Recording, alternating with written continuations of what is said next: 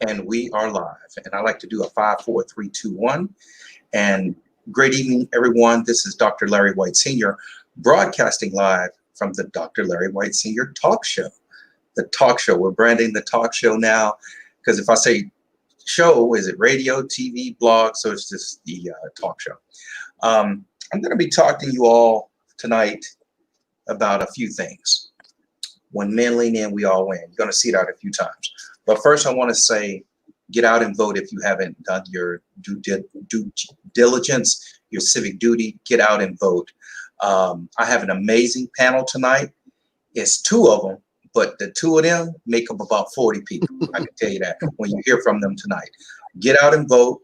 I was on a lot of calls today, like Dr. Dyer, and I'm very disappointed of people downplaying what's going on in Philadelphia. A man was shot. A black man was shot, and he had a knife in his hand. You didn't have to kill that brother like that. LA, okay, I know they just won the World Series, but come on. I mean, come on, guys. And I'm not talking about my panelists, but America's like downplaying it like black men are at it again. They, I'm just, wow, we just can't seem to remove ourselves from a negative stigma, systematic thing. So I just want to say, black men do lean in, and we're going to show y'all that tonight. Without further ado, we're going to have a lot of great things, a lot of great discussions, because we know we got to vote to get 45 the hell up out of here. I'm going to be very clear. Normally don't endorse candidates on my show, but he has to go. I'm 52 years old in the next 3 months, and this is the most important election of my life, everybody's life. We can't go another 4 years like this. So with that being said, I would like to introduce my brother, already a best-selling author. He is I might get this wrong, he's the chairman of the Black Chesapeake, but he's a contributing author of When Men Lean In, We All Win. And I like to turn it over to my good brother, my good friend, Vincent O. Leggett. Vincent, take us away. Tell us a little bit about you, what you do, and then tell us about your chapter a little bit, the name of it. Well, thank you, Dr. White. It's always a privilege to be with esteemed persons like yourself and Dr. Dyer, just having a little fireside chat. I like to kind of characterize these because we're at a comfort level. The flames are burning hot in our soul, in our mind, and in our communities. But we're here to still turn it up a little bit higher. And when I say turn it up, I mean leaning in. This book, When Black Men Lean In, We All Win, is a book about empowerment, about education and representation and advocacy and revitalization, but not just physical revitalization, but spiritual revitalization. As you indicated, I am the founder and president of the Blacks of the Chesapeake. This is a nonprofit foundation that's dedicated to sharing the achievement of men and women in the seafood processing and maritime industry throughout the Mid-Atlantic region. We write books, documentary films, school curriculum, public programming to tell the story about men and women whose lives have been shaped by the Chesapeake Bay, the largest estuary. And I know it's a fancy word for some of our viewing audiences, but estuary is where salt water and fresh water come together. And the Chesapeake Bay is the largest estuary in the United States, and African American men and women have been integral to the prosperity of these industries. And in closing, what I'd like to say for this first opening salvo is that my title in the book is entitled Black Families Matter, Calling Men into Action During Troubled Times. Mm-hmm. As we look at the pandemic, as we look at the assault on African American men, women, children, and families, we have to emphasize that families do matter. And that's one of the things that I long for as a kid growing up in East Baltimore. I consider myself a country boy from East Baltimore. Once people stop laughing and saying there ain't nothing country in East Baltimore, I'll tell them that my parents hailed from the Carolinas. My mom from the greater Rocky Mount area, my dad from below. And I'll tell you more about how just getting out of the asphalt and street of the city, to get on the bay, to get on the farm. It's a lot of kids, some adults, that have never walked on a dirt path or stuck in a mud puddle, and I still enjoy both. Thank you, Doc. Hey, look, I appreciate you. I'm up here. Let me just go to the table of contents to tell y'all what page he on. Vincent O'Leggett. Vince, you are on the new, as we had to republish this baby here. 45, page 45. So we go to page 45. And I just want to show y'all, I'm a live guy. Go to Dr. Dyer here in a second. But page 45, y'all bear with me, y'all. That's what happens when you go out on date night with the wife and come right back and go on the show. We need those date nights. We don't get those date nights, we won't have a show. I don't care what you say. Yeah. And look, Vincent O'Leggett actually pays 39, pays 39. And he's amazing. He's amazing, man. I mean, before we go over to Dr. Dyer, when I came to Annapolis, I was told to get connected with a few people, and Vincent O'Leggett was one of them. I've learned so much from you, brother. We're going to dive into that Blacks of the Chesapeake, because we're not just going to talk about when black men lean in, because we leaning in with Blacks of the Chesapeake, with all that good stuff. Ladies and gentlemen, just listening to the show, shout out to you. Share the broadcast. Give us some hearts. I want to thank Brother Wesley Webb. Things in my world should be reciprocal. If I help you, help me. I ain't talking about cash. That'd be good too, but just introduce us to some great people in your circle. I met this brother about a week ago. He put me on his show, and it was amazing. Dr. Dyer and I was on the phone the other day for 2 hours. Man, that was one of the best. I'm 52. I'll be 50. I keep saying I'll be 52 in a few months, but that was one of the best 2-hour conversations I had in my life. Give me some likes, give me some hearts, share the broadcast. Without further ado, I would like to turn it over to Dr. Dyer. He's a brilliant man. I take back what I said, because we won't have to go over a little 30 minutes tonight. But Dr. Dyer, tell us a little bit about who you are and what you do for a living.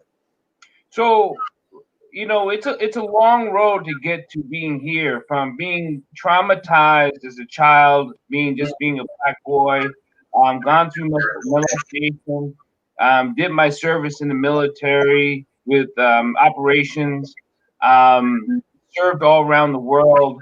I'm a practicing Buddhist monk. I've written 6 books. I've gone from the child that probably was not able to do because I was all over the place to doing so many things.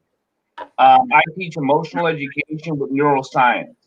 I've been an international Hall of Fame martial artist for over 40 years. I've been teaching the art. One of the things I incorporate, I work with athletes on an emotional level and a physical level. I worked in the Olympic Training Center. I teach hand-to-hand combat, armed. I teach gun, knife, positioning to dedicated servicemen and women and people who protect the streets. I love this country, and I love being what I do for people who go from A to B to want to live a whole life. I've been one of the top naturopathic doctors in New York, recognized in the International Health Organization. I've worked with the UN as a UN ambassador. I am also the UN United States Director of International Alliance with the Federation of Association of Advancement of Visible Minorities. So we're in over 32 countries. We're the 5th largest nonprofit NGO that sits at the UN table around the world. That is just a sum. I'm a dad. I have 9 kids, 7 beautiful daughters, 2 beautiful sons. I have 7 grandchildren, 1 on the way, and I'm 53. Amen. Look, Dr. Dyer, you are absolutely amazing. You touched on so many things. I was on your show today. Thank you for giving Joe A. Moore Sr. a platform. I mean, brothers and sisters, here's a man that hears a great cause and he go to work right away. Just met him a week ago, and he's had half of the brothers of One Man Lean In on the project. So he had to remind me today because I was booking people all the way up to Thanksgiving. I was like, "Is it tonight?" So don't blame it on my my heart. Blame it on my mind. I had a senior moment because I just got my AARP card last year. Dr. Dyer. Dr. Dyer, I want to stay with you, and we're gonna go back to Vince here in a moment. You know, as a Black man, where do you see us as a country in 30 years? I'm taking some notes from, you know, your show earlier, because I think people need to understand where we're at.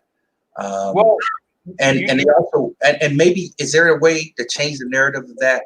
Meaning, like, tell us where you see us in 30 years, and if that's the pandemic, what can we do to change that, Dr. Dyer? You know, one of the things, the pandemic has cost a lot of lives, right, around the globe, around the United States.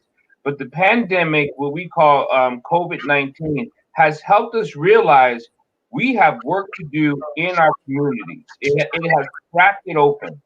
And one of those crack opens, and I don't take the credit for this, but I was talking to a friend of mine, Dr. George Frazier. He was on one of my shows, and he said that we're going to be in a second slavery in 2050 because of the generation and the value economic gap that we have between Blacks and everyone else. We lose so much money and our economic dollars out of our community because we don't value ourselves. Now, when I teach trauma and understanding how trauma affects the body within the body, and it keeps triggering the same chemical response like an addict, that's what trauma does to us. We are enslaved trauma. We have not come out of mental slavery because they keep us in such fearful mode in what we are trying to do. We're always trying to do. We're always trying to do. We are not just saying to ourselves, we are doing. Even if it was a little bit, like if you look at a child who walks a little bit and falls down, we say there, look, it's walking. But when we as adult Black men, we always say we're trying to do, we're going to do. No, what? We need to give ourselves enough credit to say we are doing. It may be small, it may be large, but you are doing. And well, let me ask you this, Dr. Dyer. So I've never physically met Dr. George C. Frazier, but I know him very well. Right. We do a lot of similar things like Power Networking Conference. He's Right. more national than I am, but I'm more regional and local here. How can we prevent that happening? That is the pandemic, the way it's going.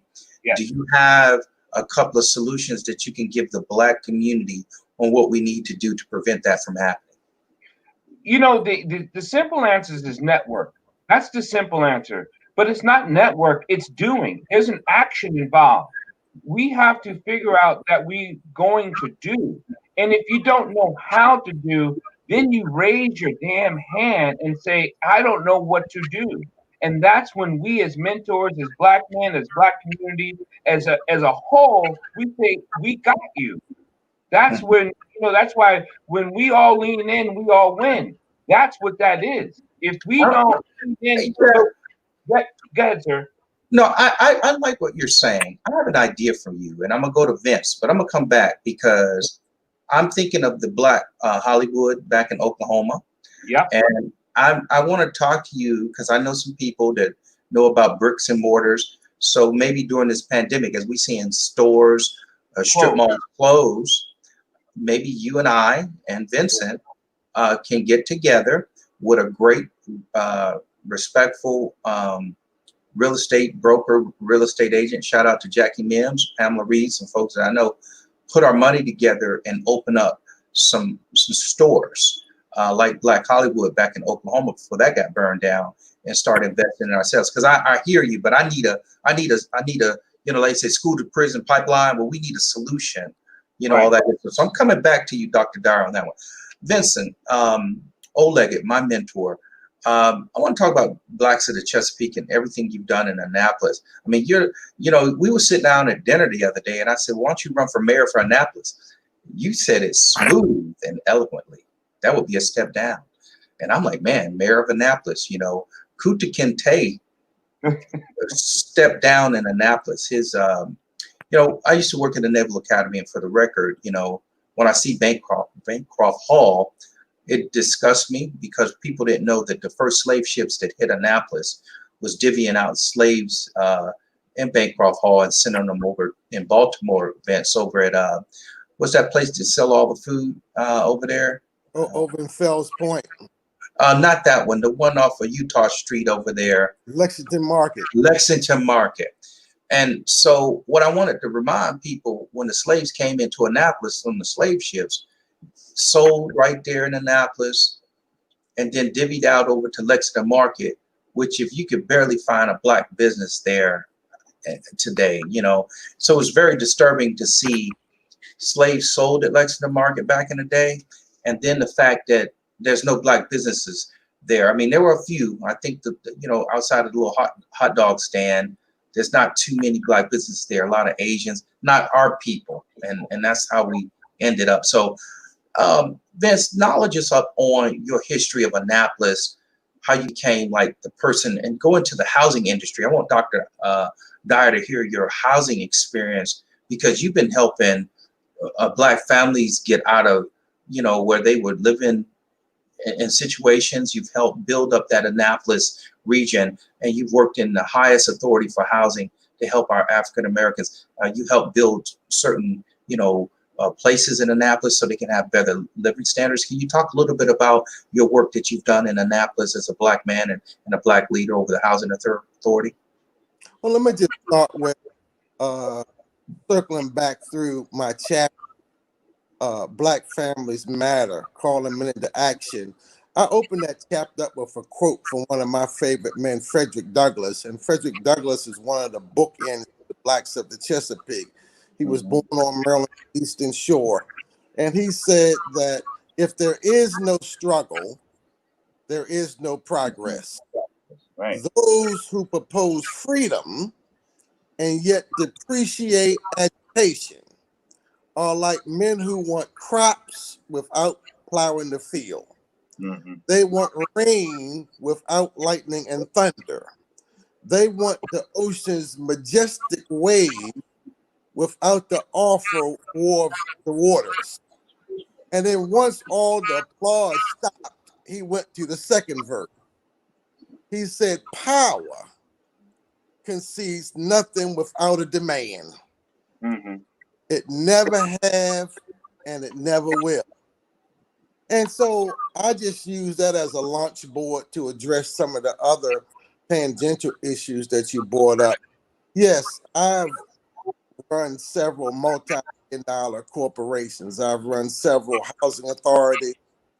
I was president of the 45th largest school system in the United States, Anne Arundel County Board of Education based in Annapolis, the first African-American male to be president of the school board. And I mentioned that not to toot my own horn, but as we talk about the challenges of Black men in America, when we talk about the challenges of being able to navigate through the system, whatever it is, whether it's the hood, Wall Street, or Main Street, we have to learn how to navigate it through networking, as Dr. Dwyer says, as passing on knowledge, appropriating knowledge, helping people sidestep some of the things that we have gone through. I've seen 67 Christmases. Y'all guys got a few more Christmases to go to catch up with me. And every Christmas, I learned. Say it, man. Say it, man. Hey, Doc. He just threw us under the bus in a good way. He said in a nice entrepreneurial way, we young bucks. It could be Kwanzaa, Hanukkah, or Christmas. But I've gone around the globe a few more times, and part of the work, my passion has always been working with the elders in the community. As I describe myself as a country boy out of East Baltimore, what that has done for me is one, it reinforces the fact that I am streetwise. I mean, Baltimore ain't Hollywood and Vine. They didn't film The Wire in Harlem, Chicago, Baton Rouge, or Mississippi. They filmed The Wire in Baltimore, and half of the streets it was filmed on were in my neighborhood. I knew the alleys better than the streets in Baltimore. Hey, Vince, hold on one second. Shout out to Jackie Mims that's watching.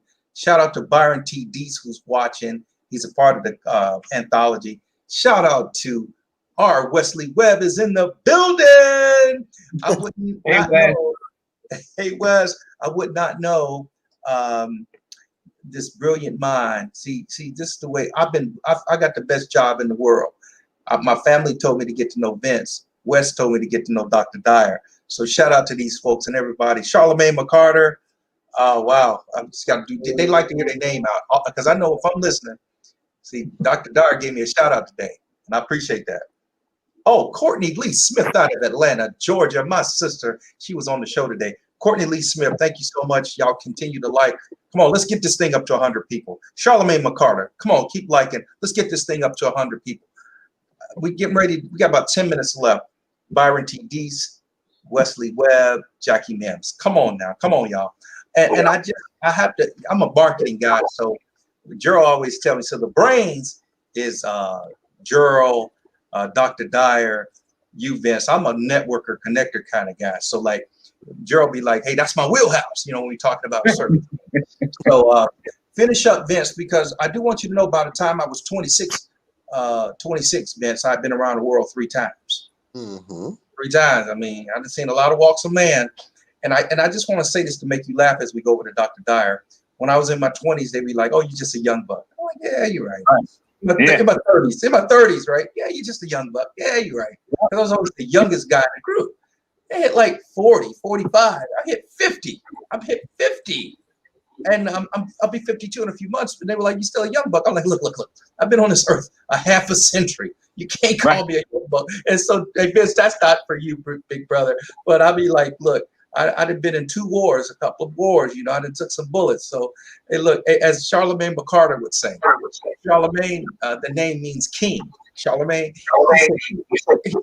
respect on my name, damn it. Go ahead, Vince. What I would say before you segue over to Dr. Dyer is that education, housing, these are rudimentary things in our community. But as I talk about the environment, environmental justice, not just urban renewal, but urban removal. As we look at gentrification in our community, Dr. Dyer talked about it. Some of my Hebrew friends, I mean, $1 flip hands 7 times before it leaves the neighborhood. Right. One and out. And so as we try to teach economic empowerment, many of the colleagues in the book, my fellow co-authors, one of the things I would say before you pop over to Doctor is that I've read each one of these anthologies, and it's a beautiful model, right, on cooperative economics. Each one of us stowed into a project on a timeline with deliverables, and to have 15 men make the deadlines, checks don't bounce, punch the ticket, we're on a production, write, rewrite, edit, push the go button, get it on the street. I work with watermen that build boats, and they say, Vince, push the boat in the water, then we'll fix the leaks. If you got the boat sitting up on the side of the dock trying to figure out whether it's going to float, push it in the water. And we put this project in the water. Come on. Hey, look, Vince, I forgot to tell you, Dr. Dyer, as we segue over to you, we forgot that to mention, because Vince let us know the other day that he's an admiral. So when the admiral walk in the room, real admiral, you know, like if people know the Navy, when the admiral walk in the room, you stand up. All right. So when the admiral come in, we don't have to stand up. Vince, we're gonna come back to you for closing remarks when men lean in, we all win. Dr. Paul Dyer, I'm gonna be honest with you. Paul W. Dyer, my brother, he told me I couldn't call him doc, and I said I have to because there's not a lot of people that's got that doctor title. See, like I'm an honorary, I got my doctorate degree through an honorary process. This guy, he went the traditional route, and he's so an amazing guy. And so I may call him Paul if we come over to his house and play some spades or bid whist. But it's important to credential him properly, because I told him the other day, I said, how long did it take you to get that bachelor's degree, that master's degree, and that doctorate degree, all the labs, dissertation. I did write a dissertation and all that good stuff as well. But some people don't have to do that with an honorary doctorate degree. But I said, please allow me to call you doctor, because the younger people need to know the work that you put in. You know, and he was reluctant, but he bought in and understood the process of all the great hard work, so we can honor him.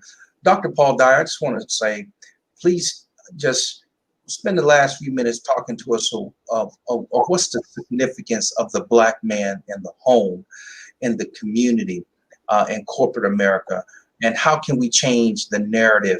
We've been, not you personally, not you, Vince, we've been talking about a lot of the things that's wrong, but what's some of the solutions, Dr. Dyer, that we can do to start seeing some progress in the Black community? You know, one of the things I think it's a staple is to be proud. Be proud of yourself. And you spoke that to me the other day. It's like, be proud of what you have accomplished. And not be prideful, be proudful. You know, there's a difference between boasting of yourself and carrying yourself with pride. And a lot of black men have had to damper themselves to feel like they didn't want to make other people nervous or afraid in the room. So we dimmed our light, so we didn't want to put people off. Well, we have to stop thinking that we're putting people off or that we're broken. And if we are broken, own up to it. You know, that's the other thing that we really need to do, Black men. We need to own up to our brokenness. We need to own up to our sickness. We need to own up to the things that we have made our mistakes and forgive ourselves. Because forgiveness goes a long way. Because I'm not forgiving others, I'm forgiving myself, not because of where I think I should be, where I think I could be, where I think I need to be, but forgive ourselves and accept that where we are right now is the next step forward. Because that's the one thing a lot of Black men don't do. They keep saying, if you hear conversations, I can't wait till I get this. When I get play ball, or when I make that next level, I'm going to do this. Well, you're missing what you are at this moment, of who you are. So if you don't accept who you are and be proud of what you are, then you will never have pride, even if you get there. And that's the broken part of the Black man. They have never had pride of getting there or being here, being right here. And so until we be pride and own our brokenness and own our sickness, we will always stay sick and stay broke. Dr. Dyer, I'm going to challenge you. I just want to say, in this book is right here. Y'all probably can't see it. And I'm going to piggyback off my big brother, Vince, Frederick Douglass. It's easier to build strong children than repair broken men. Listen, right. Listen. I read that quote. It's in all my books. And you're so right when you talk about these broken men. Okay, if your father was not in your household, that's an old chapter. We can't use that anymore. Right. You move on. You don't talk about it. It may have worked in the 70s and 80s. That's why I didn't get that good job, because my dad was not in my home. Okay, my dad was not in my home. He was not there. And I figured out a way through my strong mother to be successful, bite my tongue. I was on a call today, and I was very disappointed that a bunch of Caucasian men were talking about the Philadelphia shooting. And this is how it went. Can we continue our business as usual? The National Guard is in Philadelphia. Black Lives Matter people are there. They never talked about a Black man was shot. They just talked about there was some looting and protesting. I spoke up. It was 75 people on the line. I risked my contract and said, hey, that's not an accurate statement. A Black man was shot for the 50th time this year, and he had a knife in his hand. You couldn't have not shot him in the leg to detain him, but you shot and killed him. And the statistics that you and Gerald talked about earlier, I mean, we do matter. They never said Breonna Taylor's name in the courtroom the other day. Look, Right. I am so pissed. I wrote this book with 14 amazing men. I want to shout their names out. Dr. William D. Scott, R. Wesley Webb, Gerald A. Moore Sr., Andre James, McKinley Toombs, Dion Banks, Stephen LeBroy, Byron T. Deese, Chef Kendall Selby, Charlemagne McCarter, Brian Keith Bailey, Vince Leggett, Wayne Taylor. These are men that you will never see on the 6 o'clock news. They don't want to see them. They don't want to see you, Dr. Dyer, because are we, you know, hey, how you doing? What did you and Gerald say earlier today? Hey, your Caucasian friend goes, hey, I have a really good black friend. What does that really mean? You have a really good black friend? Because I never say I got a really good white friend. Either you're a friend or not. Right. Never say it. So I will say this to you, Dr. Dyer. I'm gonna go over to Vince back, but I want to come back because, guys, I want to hear some solutions on how Black men can continue to work together to make this country. So here's the thing. We know Anglo-Saxon men took the Willie Lynch theory, came over here, stole the Indian land, then had African slaves to build it. Damn, you want to talk about economic inclusion, man? Right. I mean, come on, man. We're working in the corporation buildings that our ancestors built. That the Anglo-Saxon men, you know, have been Fortune 500 companies and all that kind of stuff. So I'm frustrated because I know we're better, but we can't be that black man that like I've never, and I'm just going to say this, two things, Vince, I go over you. I've never shopped on Black Friday. I've never owned a pair of Michael Jordans, only because I just didn't want to be a part of that process of what defined me. Now, I'm not saying nothing's wrong with Black Friday. I'm not saying that, but damn. But I will say I have a whole lot of problems with Michael Jordans when you can't afford them, and our black boys, our black girls have been being killed. And yeah, Michael Jordan has been called out. He wasn't talking about it. That's you know. So you know, I'll give you something else. We're estimated to spend $32 billion on Black Friday.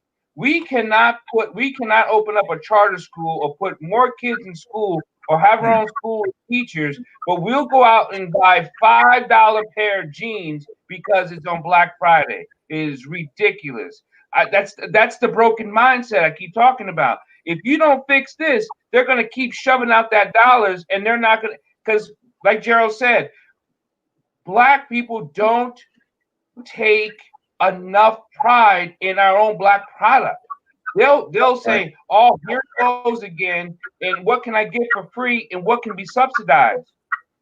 We need to subsidize ourselves. I agree with you, Dr. Dyer. Vince, take us home. Why should people buy this book? When men lean in, we all win. Well, one of the things I would say is that one of the consistent thread that ran through all 15 narratives in this anthology was that we all have had ups and downs. We have fell down, but we got up. And I think that's part of the take-home message. Don't stay down. I'm a historian. I got appointed and commissioned an admiral of the Chesapeake Bay for bringing to light the contributions of African Americans in the maritime and seafood processing industry. When people ask me, well, Admiral Leggett, do you get a discount at the supermarket? I said, no, I don't. But what it does do, it verifies and ratifies a body of work because it's running against all of the history books, all of the literature. Because if they did show people to look like us, they would say crab picker or oyster shucker. No name, no attribution. I turned the page, the white waterman, talk about his mama, what his granddaddy did, how big his boat is.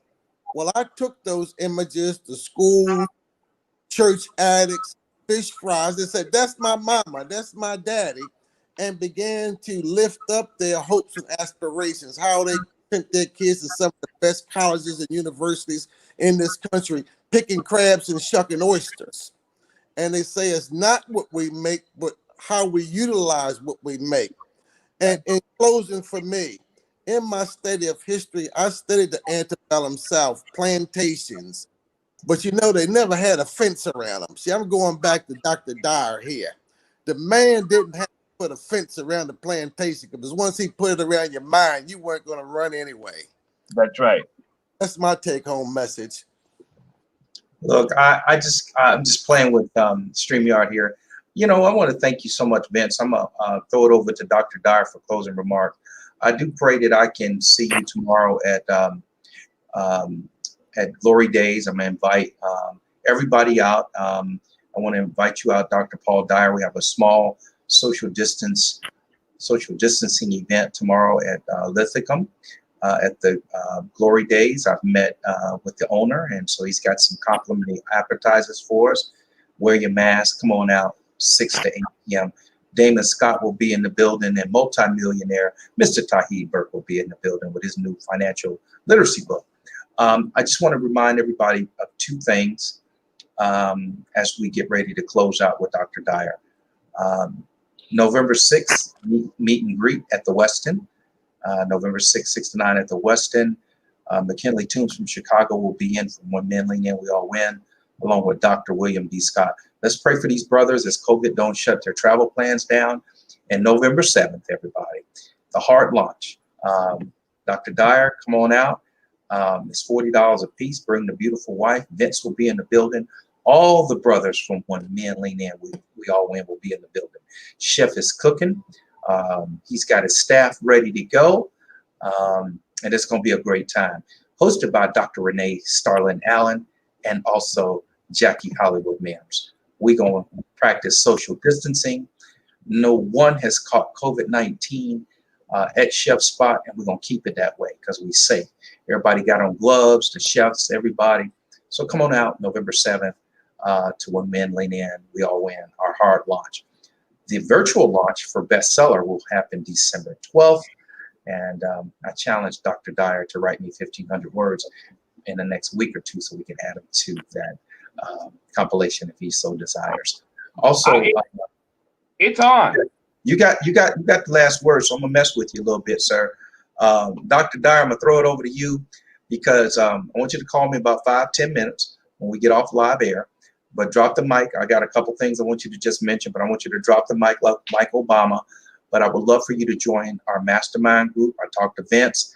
I know you coming. Wes is one of our executive members, and to your point, between the cross collaboration of Wes and yourself, I think we've empowered 10 to 15 men already. And I want to do a show next week with your guys. I got Dr. Woods' number. Is it Danny Woods? Yeah. Danny Woods. Hey, Vince, he introduced me to like 8-9 brothers last week. They just blessed my heart. And I figure that's how we're going to get ahead. We're going to have to take care of it ourselves.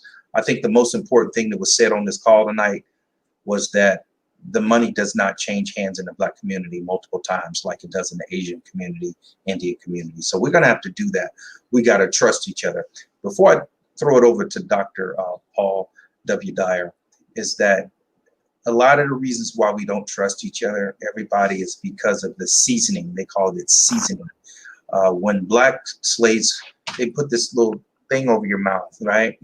And they would keep the dark-skinned folks away from the light-skinned folks. They would make the big Black buck so weak where he had to really just say yes to his Caucasian Anglo-Saxon master.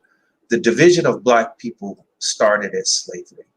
And we have to learn to trust each other. And when you tell your Black business person that you have a business, you got to show up on time and do the work properly, everybody. Okay. You know, I'm reading this book right now. Excuse me. This is to impress Dr. Paul Dyer and also Vince. I'm reading this book right now. It's called Black Tax. This right here It just talks about leaving your family with generational wealth. Don't leave them debt. But also it talks about how we're taxed every day. We got to show up on time. All that pressure is being a Black person. Go get this book right here, y'all. Sean D. Rochester, he's worth $500 million. It talks about everything that Dr. Dyer's talking about. The Black tax, how Black people are taxed every day for being better than the white person. Go get it. Go get it right now. Go get it. That's the book I'm reading because we have to be better as people. Dr. Dyer, take us home. Spend as much time as you need, 5 minutes, 10 minutes, 2 minutes. Give us something in this pandemic to give us hope that in 2015 we're not what we're projected to be. Take us home, Dr. Dyer. You know, first, my heart is racing when you asked me to be part of the mastermind group. It's thank you. It's,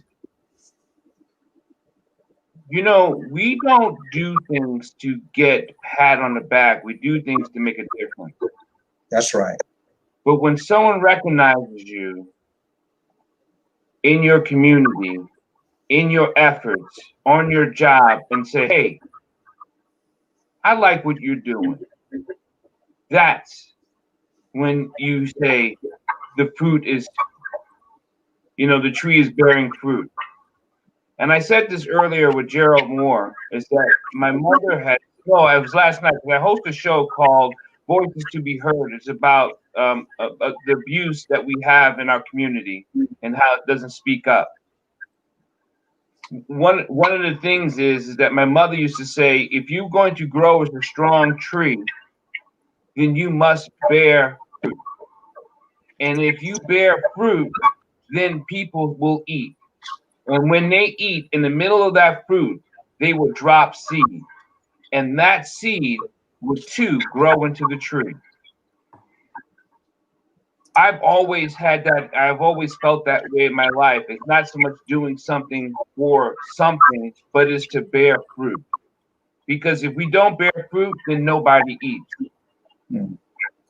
It's going back to Frederick Douglass, you know, a great educator, and I happen, one of the person that reminds me so much of Frederick Douglass is Dr. Cornel West, right? And I had the pleasure of visiting with him, sitting with him for many hours, and he really said he said many things because he talks, but there was one thing he said that resonated and still vibrates every day with me. Until we become I, we will never be us. And that means all of it, all the brothers and sisters, you know, until we become an I, we will never be us. And people can look at that and say, are you just talking about your Black people and this people? Once you start putting that in your head, you're already lost. But I tell you what, we can never be in the we because we don't value us. That's right. That's right. So we even take ourselves out of it. So when we talk about solutions, my main solution is this. If you don't understand your troubles, you got to ask for help. Ask for help. Because we do not know the house you live in, the room you live in, the lights that not on, the food you don't eat. There are programs out here that many people take advantage of, except Black people. Because we don't know if you're in trouble until you come to us, because we're not knocking on your doors, and we shouldn't have to. And don't be so damn prideful saying, oh, I don't need your help. The hell you do. I need your help, Dr. White. I need your help, Mr. Vincent. I need your help. Why? Because I want your help. Because until we become strong together, we're lost. That's we right. will stay on that ship and they would drown us until they get what they want, because they're already getting what they want. We need to get what we deserve. Amen. Amen. Dr. Dyer, you deep. I was talking to Jackie Mims the other day, and she said, how brilliant is Vincent O. Leggett? And if you listen to Vince, Vince speaks slow and carefully. And I learned so much from both of you all in the past 48 hours, past week. We got to do this again. I thank you, brothers. I'm going to call you in about 2 minutes, Dr. Dyer. I'll give you some information. Hey, Vince, I met you. Don't let Dr. Dyer beat you in the mastermind group. Don't let him beat you. Don't let him beat you, Admiral. And what happens is we cross connect networks. You know what I'm saying? Yeah. The 100 Black Men of Wesley Webb has got this platform together by way of the mastermind group. Think about if we add your network, Dr. Dyer, to this platform, along with Vince. Now you got 50 brothers, 100 brothers across the country. Right after the pandemic, we on a plane, Tampa, Atlanta, San Antonio, the whole Alamo, and I call it San Antonio, Dallas, and Houston. And for my brothers, you all have written some great books. I just want to say shout out to When Men Lean In, We All Win. All of you brothers, man. You know, to God be the glory. To God be the glory. God bless your families. Everybody get out there and vote. Yes, vote. I see y'all in person. I pray that I see you tomorrow, Vince. I pray I see you tomorrow, Dr. Dyer. Well, I won't be there tomorrow because I'm doing a breast cancer, fight cancer. So we got an event tomorrow night. I've already dedicated my time to fight breast cancer. That's all right. Because guess what? The next thing I was going to say by the sound of my voice in the name of Jesus, because by the time I see y'all next time after tomorrow, which I know I won't see you, it's going to be November 6th at the meet and greet at the Westin, and November 7th, and we're going to have a new president. Yeah. All right. Come on. Come on. Hey. That's that Obama lean in. We're going to have a new president. And then, you know, obviously, and I just want to say this to both of you all, 2021 is going to be tough. The economy is going to be bad. It's going to be rough. We're going to have to do a lot of things, guys. A lot of maybe corporate sponsorship will not be available.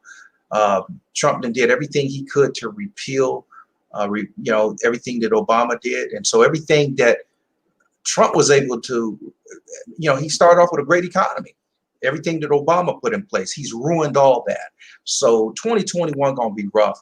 And I know we're going to come out of this pandemic in the spring, early summer, so we can go on tour, sell our books, and have speaking engagements. So y'all start buying your plane tickets right now. San Diego, LA, San Francisco. It's happening, everybody. And listen, everybody, I want to thank y'all for showing up tonight. This is not my regularly scheduled program, but I had to bring it in. When men lean in, we all lean in. Amen. So I appreciate you guys. I'll see y'all November 7th at Chef Kendall's amazing venue. Food is off the chain. I don't even know what the menu is going to be like. $40 gets you a full menu and also one drink. And then there's a birthday cake for Vincent O'Leggett's VIP guest tonight. And I'm bringing some stallions. Look, Chef wanted to name this drink after the president's going out, and I said, no, we don't want to be vulgar like that. We're better than that. What we're going to call it is Chef Kendall's Special, whatever that drink is, to celebrate Biden and Kamala, first African-American sister to be vice president. I'm putting it, I sat out there at, this is to impress my big brother Vince. I sat out there for 50 minutes the other day at North County High School. And I saw a lot of Trump signs and people trying to shake my hand. And I'm a really nice guy, but don't pitch me off. Don't just leave me alone. Boy, they were out there trying to act like they know me. Just go away, man. Go away. As a matter of fact, Vince, it was a Republican guy that helped put Daryl in jail. Grasso. Grasso was out there greeting people, man. Grasso, of all people. They called Glen Burnie a ghetto of Baltimore. You know what I'm saying. But listen here, Doctor, when I know you're trying to sign off, but when you and Hollywood Mims asked me about being the mayor, and I said it would be a downgrade. Let me clarify that for people who may be aspiring politicians. Excuse me. One thing I learned in East Baltimore, that power is never sitting on the throne. Power is all around the throne. And just listen to Dr. Dyer, listen to you, reading the information in our book from our other co-authors. It's not about the titular head. It's us working together. That's what power is. Right. What the President of the United States or the president of the dog pound. It's men and women like us on this call tonight, on this viewing tonight, is where the power is, because it's the cord, the multi-strung cord that holds the rope, that holds the anchor. And that's who we represent. Blacks of the Chesapeake is what I'm talking about. Well, look, Doc, yeah, I call you Doc. Everybody's a doctor, lawyer, whatever the case may be. Vince, meet me. We can read. I got a lot more books in. We can take those other books back. Okay. This is the new published version. All right. And so we can recycle the ones that you have. Listen, everybody, I want to thank you all for joining the broadcast. Dr. Paul Dyer, God bless you, my brother. God bless. You make us all, brother, better. Stay with us. I'm going to take us out of the studio. Vincent O'Leggett, you make us better. Facebook, I'm saying goodbye to y'all, but I'm going to keep my brothers in the studio. God bless y'all. We'll see you.